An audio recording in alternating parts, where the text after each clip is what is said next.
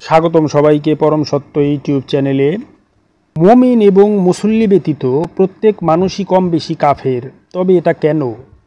এই প্রসঙ্গেই সুফি সদরুদ্দিন আহমদ চিশতি রহমাতুল্লাহ রচিত কোরআন দর্শন নামক তাফসির গ্রন্থ হতে সূরা মুহাম্মদের ৪ নং আয়াতের আলোকে এই আলোকপাতটি করার চেষ্টা করছি।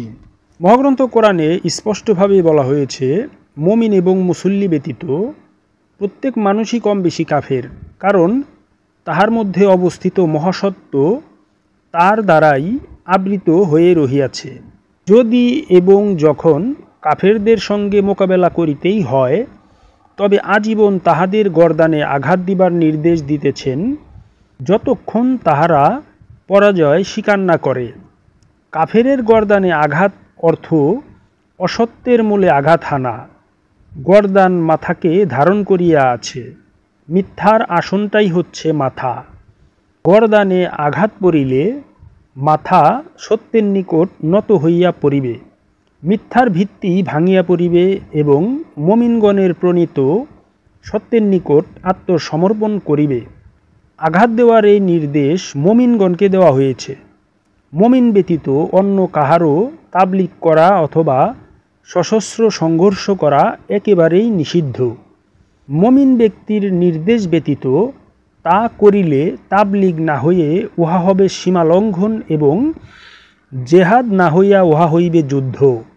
কিন্তু ইসলামে যুদ্ধ হারাম। জেহাদ অবশ্য করণীয়, না করিলে কাফের বলিয়া গণ্য করা হয়।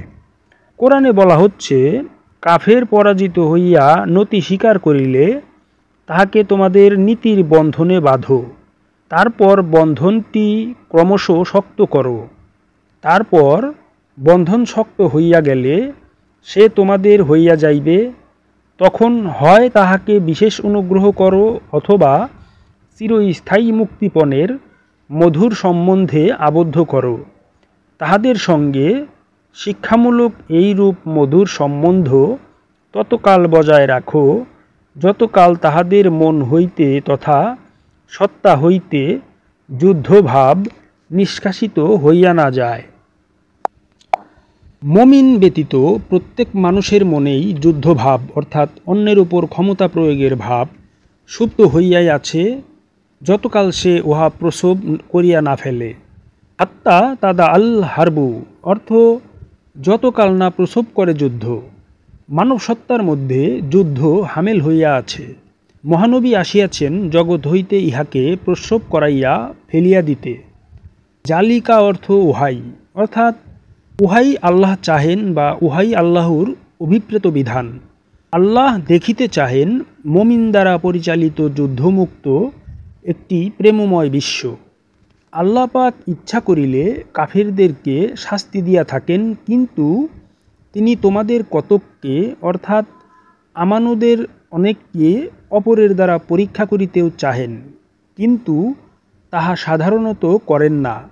সালাতের তথা ইমানের প্রশিক্ষণ গ্রহণের পর বাস্তব পরীক্ষাক্ষেত্রে গিয়ে ইমানের পরীক্ষায় পাশ করিয়া আসতে হবে। কতল কর্মে আত্মনিয়োগ করাই আল্লাহর নিকট সর্বাপেক্ষা অধিক অভিপ্রেত বিজয়। যেহেতু ইহা ব্যতীত মানুষ মুক্তিপথে অগ্রসর হইতেই পারে না। কতল কর্মের সার কথা হইল সালাতের আত্মদর্শন কর্মে গভীরভাবে নিয়োজিত হওয়া। কাফ অর্থ আল্লাহর কাফ শক্তি। ইহাতে রহিয়াছে আল্লাহর ৬টি শক্তিশালী নামের বা গুণের সমষ্টিগত শক্তি।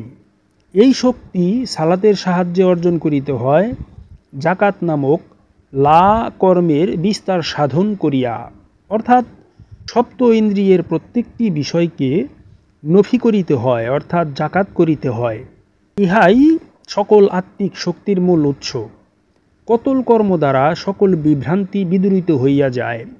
কতল তিনিই করেন, অর্থাৎ যিনি তাহার সকল কর্মের উপর লা এর বিস্তার সাধন করিয়া কর্ম করেন। আল্লাহ পাক কখনো তাহার কর্মসমূহ বিপদগামী করেন না।